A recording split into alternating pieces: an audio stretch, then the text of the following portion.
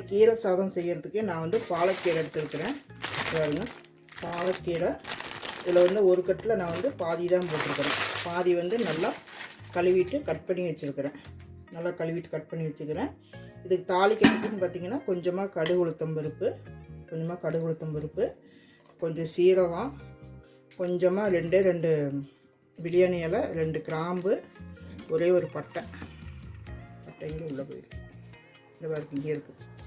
ஒரே ஒரு பட்டை, 2 கிராம்பு, 2 ஏலக்காய், கொஞ்சமாக பிரியாணி இலை, சீரகம், கடுகு, 2 பெரிய வெங்காயம் கட் பண்ணி வச்சுக்கிறேன். ஒரு 3 தக்காளி, சின்ன தக்காளி தான், ஒரு 3 தக்காளி, ஒரு 3 காஞ்ச மிளகாய், எப்படி முழுசாக தான் போட போகிறேன். இது 2 பச்சை மிளகாய்.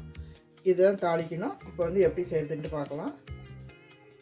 சொல்ல மறந்துட்டேன். இப்போ வந்து நான் வந்து ஒரு டம்ளர் அரிசி எடுத்துருக்கிறேன். அதில் ஒரு 1/4 கப்பு துவரம் பருப்பு போட்டுக்கலாம். இது கூட 1 டேபிள் ஸ்பூன் பாசிப்பருப்பு. இது ரெண்டையும் ஊற வச்சிடணும். இது வந்து நம்ம இதை வதங்குற வரைக்கும் ஊறினா போதும். அப்படி இல்லை அப்படின்னா நீங்கள் கொஞ்சம் முன்னாடியே கூட நீங்கள் வந்து இதை வந்து நல்லா கலந்து ஊற வச்சுக்கோங்க. ஃபஸ்ட்டே சொல்லியிருக்கணும், சாரி ஃப்ரெண்ட்ஸ்.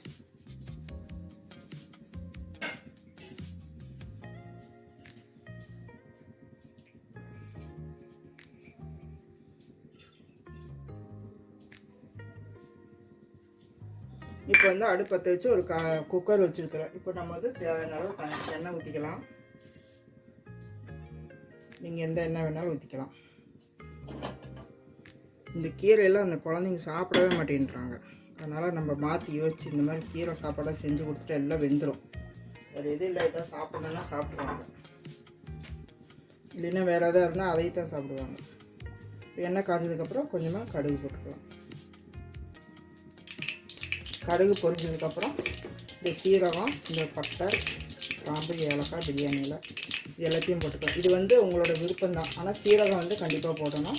நான் வந்து அந்த ஃப்ளேவர் வந்து அந்த பிள்ளைங்க சாப்பிடுவாங்க, அதனால் வந்து நான் வந்து போட்டுக்கிறேன்.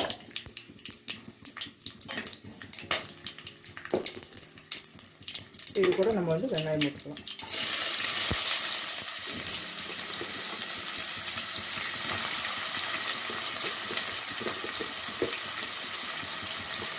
இதில் நெய் கூட நீங்கள் சேர்த்துக்கலாம்.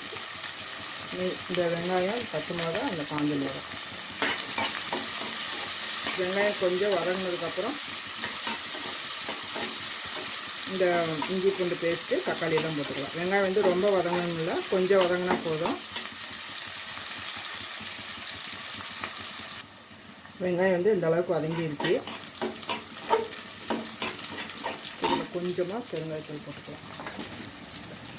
உங்களுக்கு கீரை நிறையா வேணும் அப்படின்னா நீங்கள் நிறையா கூட போட்டுக்கோங்க. கொஞ்சமாக ஒரே ஒரு 1/2 ஸ்பூன் பெருங்காயத்தூள், கொஞ்சமாக இஞ்சி பூண்டு பேஸ்ட்டு. நான் வந்து அந்த வாசனைக்கு எங்கள் வீட்டு பிள்ளைங்க இந்த வாசனை இருந்தால் சாப்பிட்டுக்கோங்க. அதனால் ஒரு சின்ன ஸ்பூனில் 1 ஸ்பூன் இஞ்சி பூண்டு பேஸ்ட்டு போட்டிருக்கிறேன். இது ஒரு வதக்கி வந்ததுக்கப்புறம் நம்ம தக்காளி கட் பண்ணி வச்சுக்கிற தக்காளி போட்டுக்கலாம்.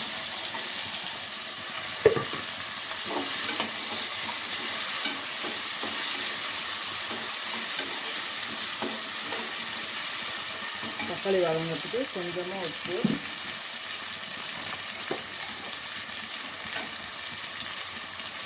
நீங்கள் இந்த பாலக்கீரை மட்டும் கிடையாது, அரைக்கீரையும் போட்டுக்கலாம், சிறுகீரை, எந்த கீரை வேணாலும் நீங்கள் போட்டுக்கலாம்.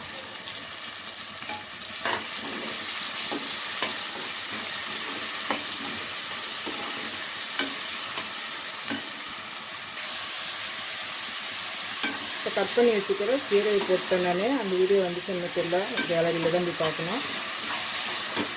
நீங்கள் முருங்கைக்கீரை, அரைக்கீரை எது வேணாலும் போட்டுக்கலாம். கொஞ்சம் கீரை போட்டு இதில் கொஞ்சமாக மஞ்சத்தூள் போட்டுக்கலாம்.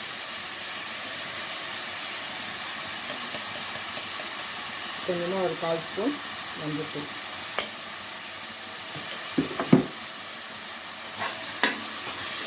நல்லா வதக்கி விடுங்க. ஒரு நிமிஷம் கீரை நல்லா வதங்கிடும். பாலக்கீரை நல்லாவே வெந்துடும். ஒரு நிமிஷம் நல்லா வதங்கட்டும். இப்போ பாருங்கள், கீரை வந்து நல்லா வதங்கிடுச்சு. நான் வந்து ஒரு 2 நிமிஷமாக வதக்கிட்டு இருக்கிறேன். நல்லா வதங்கிடுச்சு. இப்போ வதங்கினதுக்கப்புறம் இது கொஞ்சமாக கொத்தமல்லி போட்டுக்கலாம்.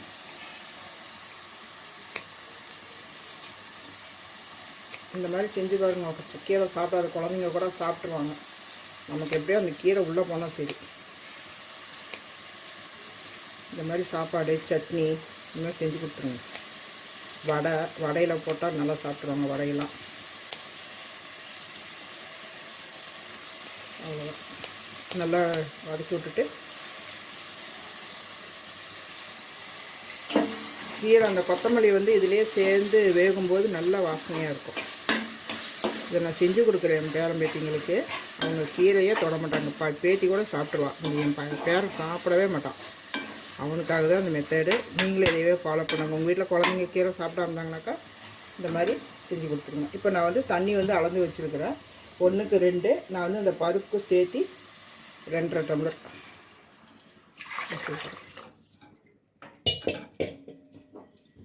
கொஞ்சம் சாப்பாட்டுக்கு தேவையான உப்பு. தண்ணி கொதிச்சோன்னையும் அரிசி போட்டுக்கலாம்.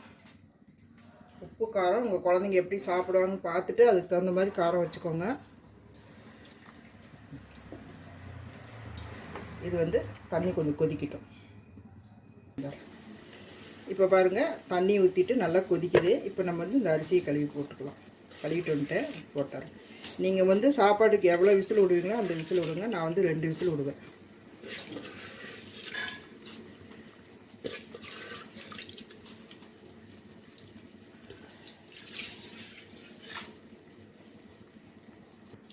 இப்போ வந்து குக்கர் மூடி போட்டு மூடி விசில் வச்சுருங்க.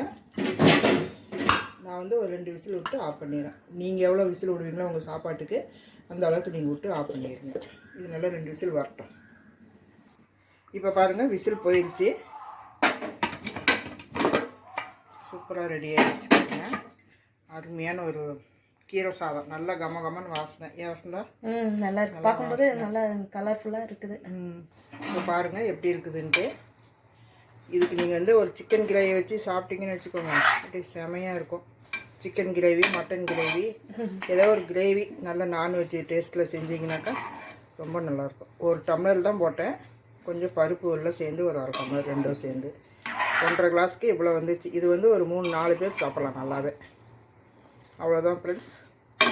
சூப்பராக ரெடி பண்ணிவிட்டேன். நல்ல வாசனை. நீங்கள் இதை செஞ்சு பார்த்தீங்கன்னா தான் இந்த வாசனையெல்லாம் உங்களுக்கு தெரியும். நாங்கள் தான் இதெல்லாம் என்ன சொல்கிறது, நம்ம தான் இதை வந்து சுவாசிச்சுட்ருக்குறோம். சரி, ஓகே ஃப்ரெண்ட்ஸ். அவ்வளோதான் ஃப்ரெண்ட்ஸ். அருமையான ஒரு கீரை சாதம் ரெடி பண்ணிட்டோம். குழந்தைங்க கீரை சாப்பிட்லன்ட்டு நம்ம கவலைப்படக்கூடாது. அது எப்படி செய்யலாம் அப்படின்ட்டு பார்த்து யோசிச்சு இந்த மாதிரி நீங்கள் செஞ்சு கொடுத்துருங்க. இவங்களுக்கு பிடிச்ச உருளைக்கிழங்கு வறுவல் பிடிக்கும் குழந்தைங்களுக்கு. அந்த வறுவல் கூட நீங்கள் செஞ்சு கொடுக்கலாம். அப்படி இல்லைன்னாக்கா ஒரு நான்வெஜ் சாப்பிட்ற குழந்தைங்க இருந்தாக்கா ஒரு சிக்கன் கிரேவி, மட்டன் கிரேவி இந்த மாதிரி கூட வச்சு கொடுத்தா சாப்பிட்டுக்குவாங்க. நான் வந்து இன்றைக்கி வந்து அப்பளம் தான் வச்சுருக்கிறேன். வத்தல் வச்சுட்டு நான் வந்து இன்றைக்கி ஊறுகாய் வச்சுருக்கிறேன். ரொம்ப அருமையான ஒரு கீரை சாதம் ரெடி பண்ணிட்டோம். நீங்களும் இதே மாதிரி செஞ்சு குழந்தைங்களுக்கு கொடுங்க. இந்த வீடியோ பிடிச்சிருந்தா லைக் பண்ணுங்கள் ஃப்ரெண்ட்ஸ். அப்படியே ஷேர் பண்ணுங்கள், கமெண்ட் பண்ணுங்கள். நீங்கள் செஞ்சு பார்த்துட்டு எப்படி வந்திருக்குன்ட்டு கமெண்ட் பண்ணுங்கள். சப்ஸ்கிரைப் பண்ணிவிட்டு எனக்கும் சப்போர்ட் பண்ணுங்கள் ஃப்ரெண்ட்ஸ். அப்படியே பக்கத்தில் இருக்கிற பெல் பட்டனை கிளிக் பண்ண மறந்துடாதீங்க. மீண்டும் அடுத்த வீடியோவில் சந்திப்போம். நன்றி, வணக்கம்.